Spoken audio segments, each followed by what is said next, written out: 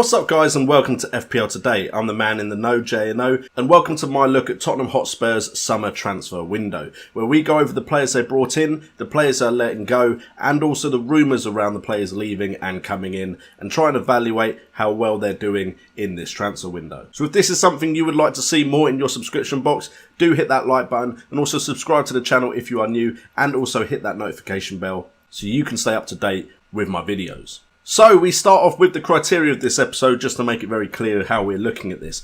We are looking at reliable sources that have been reported on in the last 4 months, focusing also on areas that potentially need strengthening while we talk, and report on all the rumours given, but then give my opinion on the likelihood of this transfer happening. Now, unfortunately, I didn't make this transfer before Ndombele went to Spurs, which was annoying because I was going to say that was a very likely transfer, but I was too late on the ball with that one.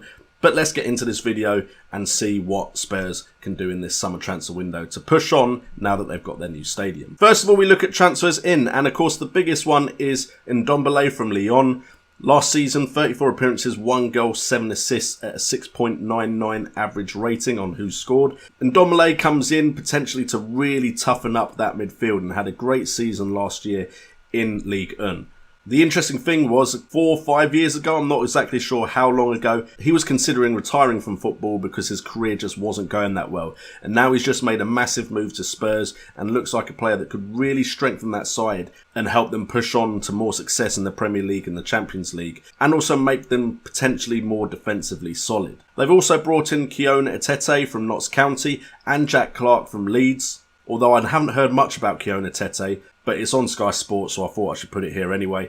And Jack Clarke was also a signing made a similar time as Ndombele. 24 appearances for Leeds, 2 goals, 2 assists, 6.50 average rating.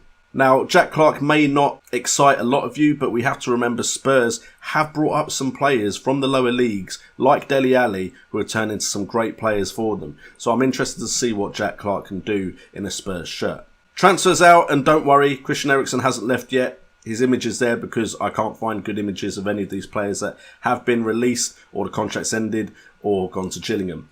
Ogilvy has moved to Gillingham, Michael Vaughan's contract has ended, and then Dylan Duncan, Charlie Freeman, Tom Glover and Jamie Reynolds have all been released.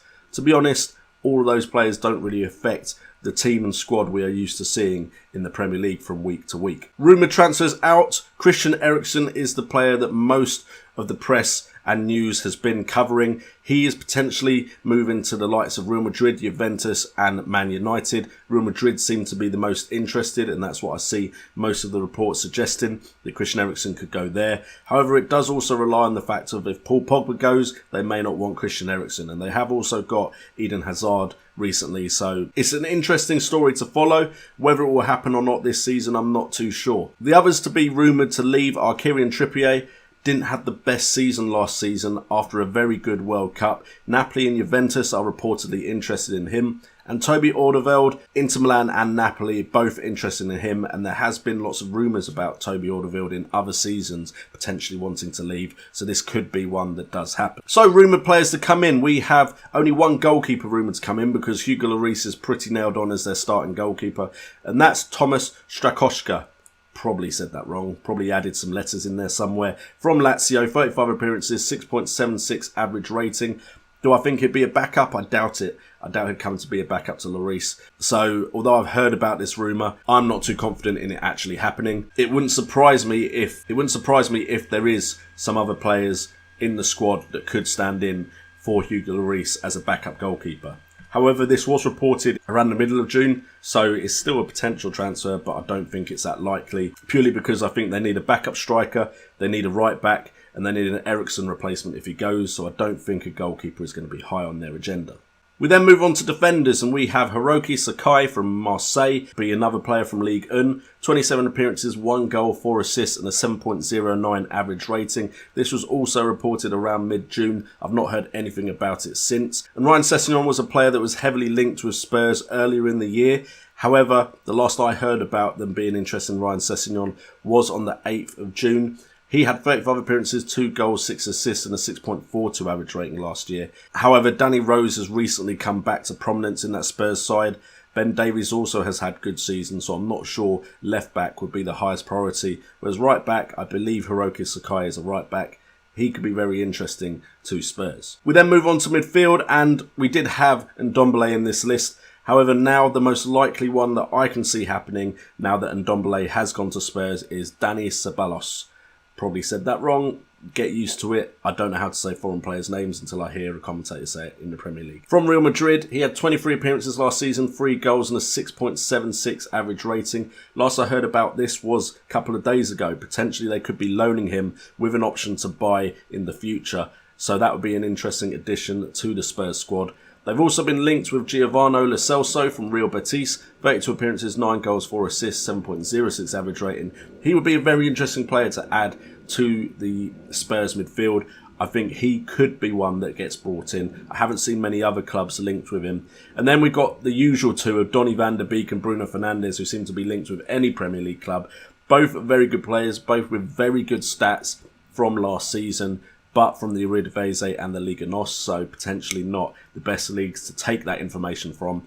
Bruno Fernandes, however, seems to be more likely to go to Liverpool or Man United than he does Spurs. And Donny van der Beek I've not heard much about recently. So these are two unlikely ones to be going to Spurs. And then we've got Malcolm, who has only recently been linked to Spurs, but I think it's more of a Barcelona offering him to Spurs and then Spurs considering it, and they could potentially say no thank you to Barcelona. But Malcolm, 15 appearances last season, 1 goal, 2 assists, 6.53 average rating. Hasn't been the biggest hit at Barcelona, so they're now trying to offload him while they look to bring in other players. And then finally we have the strikers, and I was going to include Jack Clarke in this, but again that transfer happened before I could make this video. So we have Suso, Steven Bergwijn, no I said that wrong, Bergwijn, really struggle with some Dutch names, and Wilfried Zaha. Now, Wilfried Zaha looks most likely to go to Arsenal, although Arsenal seem to try and be lowballing Palace on Palace's evaluation of the player. So we'll see how that goes, but Arsenal are the ones that seem to be pursuing him the most.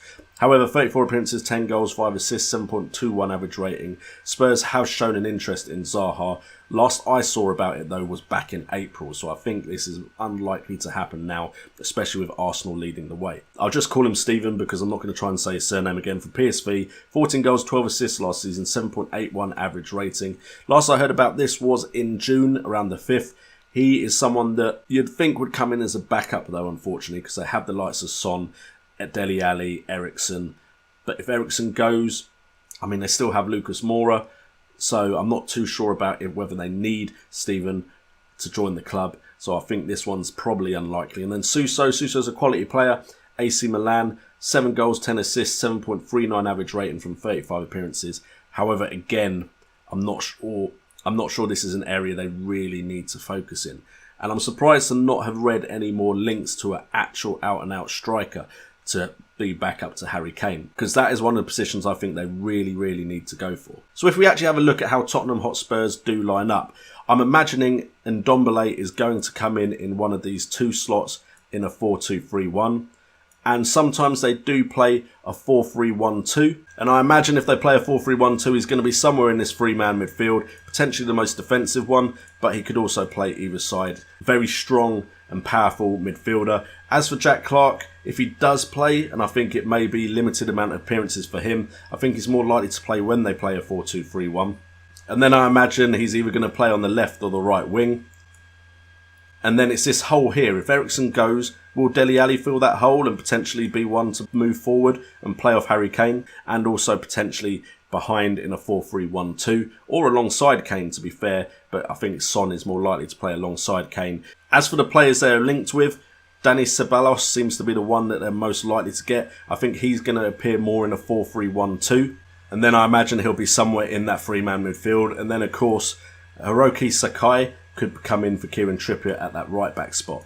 Those are the ones that I'm looking at right now, thinking are most likely to happen as far as transfers in, Hiroki Sakai and Dani Ceballos. I would be very interested in Celso coming in as well, could potentially play in that 3-man midfield or play in that slot just behind two strikers, and also play probably anywhere in the attacking roles in a 4-2-3-1 as well. So guys, let me know in the comments down below who you think Tottenham Hotspurs could be signing to follow on from Ndombele and Jack Clarke this pre-season.